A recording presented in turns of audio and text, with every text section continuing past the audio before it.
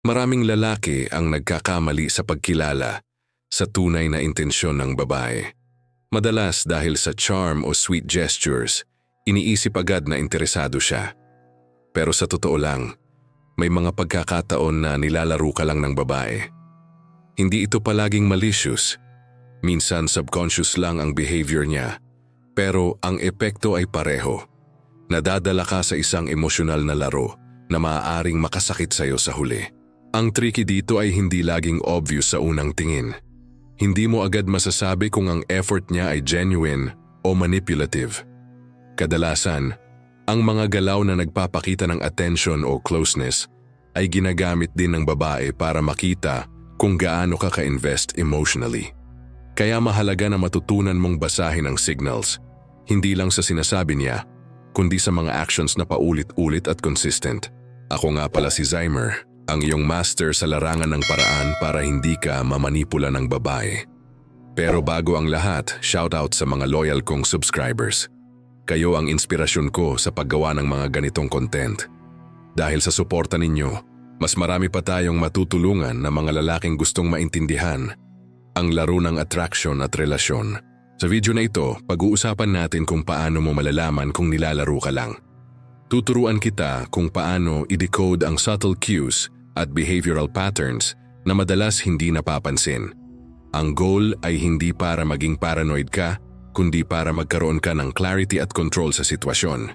Kapag alam mo kung alin ang genuine at alin ang laro, mas magiging confident ka sa mga desisyon mo sa relasyon o pakikitungo sa babae.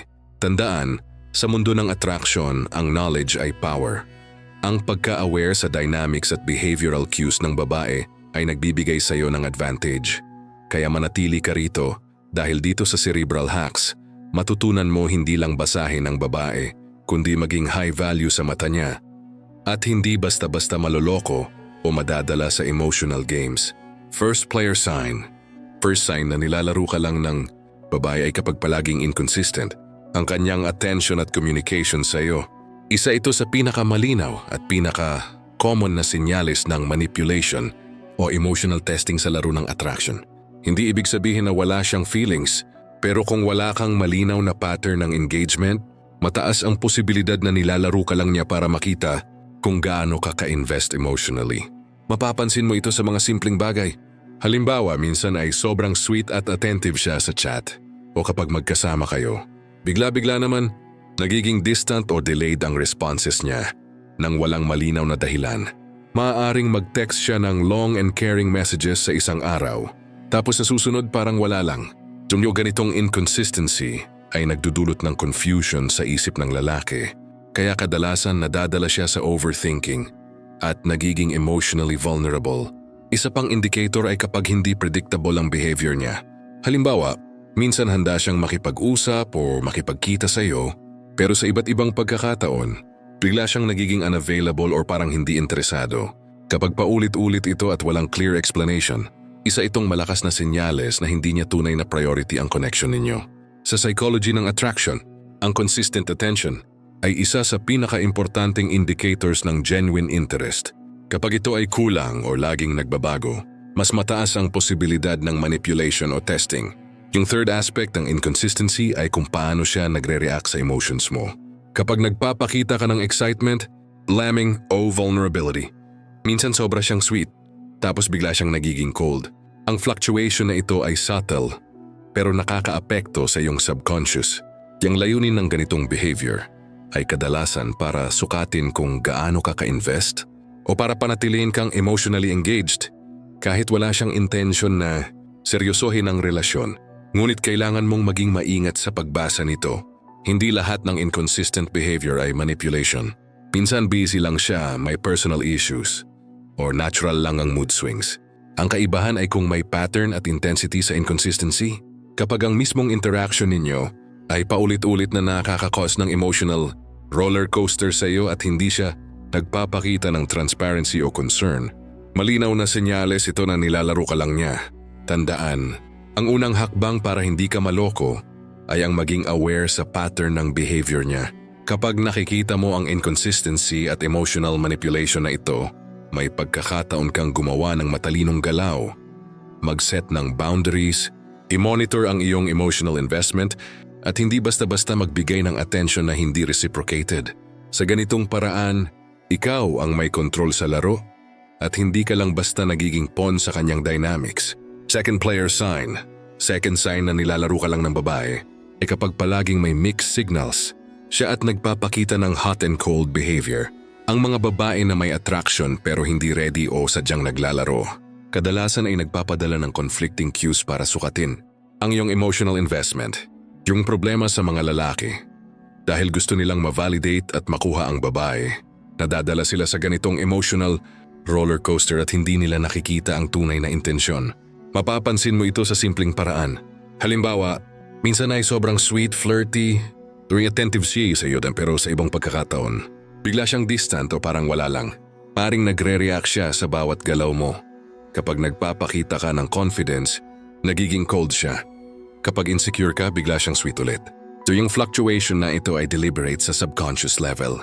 Sa psychology ng attraction, tinatawag itong emotional testing. Sinusukat niya kung gaano ka ka-invest at handa kang mag-adjust para sa kanya. Isa pang indicator ay kung inconsistent ang kanyang verbal at non-verbal cues. Halimbawa, sasabihin niya na gusto ka niya, pero ang body language o actions niya ay hindi nagko-communicate ng sincerity. Maaring hindi siya laging eye contact, minimal ang effort sa pag-spend ng time with you, o hindi siya reliable sa kanyang promises. Ang disparity sa salita at kilos ay malakas na sinyalis na nilalaro ka lang, hindi kanya tinitingnan bilang priority sa emotional sense. So yung hot and cold behavior ay hindi lang nakakainis. Nakakaapekto ito sa iyong decision-making at confidence. Sa maraming kaso, kapag hindi aware ang lalaki, mas lalo siyang nagiging obsessive o needy, habang ang babae ay nagpapatuloy lang sa testing phase. Kapag napansin mo ang ganitong pattern, mahalaga na huminto at mag-observe. I-monitor kung consistent ba ang mga positive cues niya o kung paulit-ulit ang emotional ups and downs. Ngunit kailangan mong maging maingat. Hindi lahat ng hot and cold behavior ay manipulative. Maaring may personal issues siya o stressful ang buhay. Ang kaibahan ay kapag ang pattern ng fluctuation ay nakakaapekto sa iyong emotions at hindi niya ina-address o binibigyan ng clarity, palinaw na sinyalis ito na nilalaro ka lang. Kapag nakikita mo ang second sign na ito, may pagkakataon kang gumawa ng matalinong galaw. Huwag agad mag-react, panatilihin ang iyong emotional independence at iset ang boundaries mo. Sa ganitong paraan, ikaw ang may control sa laro, hindi siya, at hindi ka basta nagiging victim ng manipulation. Third player sign. Third sign na nilalaro ka lang ng babae ay kapag palaging sinusubok ka niya sa pamamagitan ng attention at validation pero hindi nagbibigay ng malinaw na commitment o reciprocation. Isa itong malakas na silent signal na nilalaro ka lang niya dahil sa halip na maging open at direct sa nararamdaman niya, ginagamit niya ang iyong emosyon para masukat kung hanggang saan ang dedikasyon mo at kung gaano ka ka-invest sa kanya. Mapapansin mo ito sa mga simpleng paraan. Halimbawa, nagbibigay siya ng small hints or attention pero hindi sumusunod sa mga actions na magpapatibay ng connection ninyo. Maaaring mag-flirt siya, magbigay ng sweet gestures, o magpakita ng concern sa mga maliit na bagay. Pero kapag hiniling mo ang deeper interaction o klarong oras na magkasama kayo, nagiging vague o hindi available. Ang ganitong behavior ay subconscious test sa loyalty at patience ng lalaki. Isa pang senyales ay kapag naglalaro siya sa emosyon mo sa subtle ways. Halimbawa, nagbibigay siya ng compliments or sweet messages sa isang araw, tapos sa susunod, parang wala lang o hindi interesado. Ang fluctuation na ito ay nagdudulot ng dependency sa emotional validation mo. Kapag hindi mo na-observe, mas lalo kang nagiging emotionally vulnerable at mas madaling ma-manipulate. Mahalaga rin ang pattern ng attention niya. Ang babae na nilalaro ka lang ay hindi consistent sa pagpapakita ng interest. Ang positive reinforcement, like flirty gestures o special attention, ay hindi steady at parang reward-based para lagi kang naka-alert at nag-e-effort na makuha ang approval niya. Sa psychology, tinatawag ito na intermittent reinforcement, na epektibong psychological tactic para panatilihin ang interest at emotional investment ng lalaki kahit hindi reciprocated. Ngunit kailangan mong maging maingat. Hindi lahat ng attention fluctuation ay manipulative. Maaaring may personal reasons siya o may ibang priorities sa buhay. Ang kaibahan ay kapag ang pattern ng behavior niya ay nagdudulot ng emotional roller coaster sa iyo at paulit-ulit sa interaction ninyo, malinaw na nilalaro ka lang. Kapag nakita mo ang third sign na ito, may pagkakataon kang gumawa ng matalinong desisyon. Huwag basta-basta mag-commit o umasa. Panatilihin ang emotional independence at mag-set ng boundaries. Kapag alam mo kung paano basahin ang attention at validation cues, ikaw ang may control sa laro at hindi basta-basta magiging pawn sa manipulative dynamics ng babae.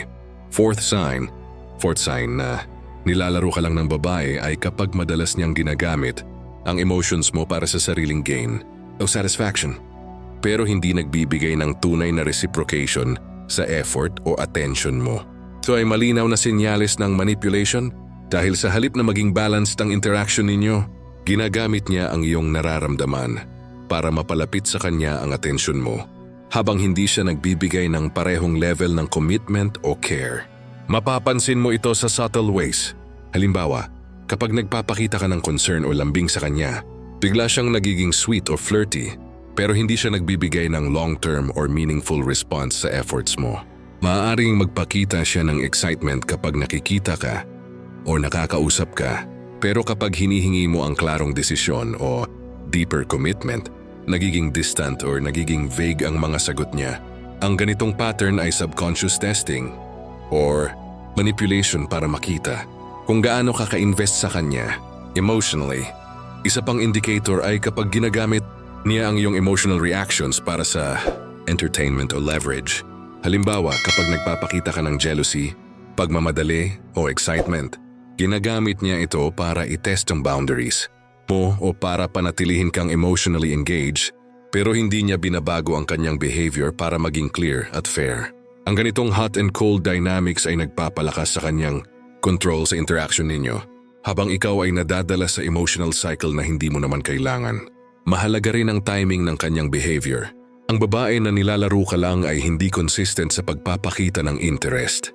Minsan sobrang sweet, minsan sobrang cold. Ang fluctuations ay deliberate sa subconscious level para mapanatili kang naka-alert at emotionally reactive. Sa psychology, tinatawag ito na intermittent reinforcement, kung saan ang reward, attention o affection ay ibinibigay lamang paminsan-minsan para panatilihin ang engagement mo kahit hindi niya gusto o hindi pa siya committed. Ngunit kailangan mong maging maingat sa pagbasa nito. Hindi lahat ng fluctuation sa emotions o attention ay manipulative. Maaaring may personal issues siya o stressful ang buhay. Ang kaibahan ay kapag paulit-ulit ang behavior at nakakaapekto na sa emosyon mo nang hindi niya ina-address, malinaw na nilalaro ka lang niya. Kapag nakita mo ang fourth sign na ito, may pagkakataon kang gumawa ng matalinong galaw. Huwag basta-basta mag-react sa emotional ups and downs. Panatilihin ang iyong independence at iset ang boundaries mo. Kapag alam mo kung paano basahin ang emotional manipulation, ikaw ang may control sa laro. Hindi siya at hindi ka basta magiging pawn sa kanyang manipulative dynamics. Ngayon alam mo na ang 4 na signs na dapat mong bantayan para malaman kung nilalaro ka lang ng babae. Tandaan, hindi lahat ng galaw at attention niya ay ibig sabihin may genuine interest siya. Mahalagang maging observant, mag-set ng boundaries, at panatilihin ang emotional independence mo. Kapag naintindihan mo ang mga subtle cues at behavioral patterns na ito, mas magkakaroon ka ng control sa laro at hindi ka basta-basta nadadala sa manipulative dynamics. Ako nga pala si Zymer, ang iyong master sa larangan ng paraan para hindi ka mamanipula ng babae. Kung nagustuhan mo ang video na ito, mag-like, mag-subscribe, at i-hit ang notification bell para updated ka sa mga susunod na tips at strategies. I-share din sa kaibigan mo na kailangang malaman ang ganitong insights. Tandaan, sa mundo ng attraction, knowledge is power.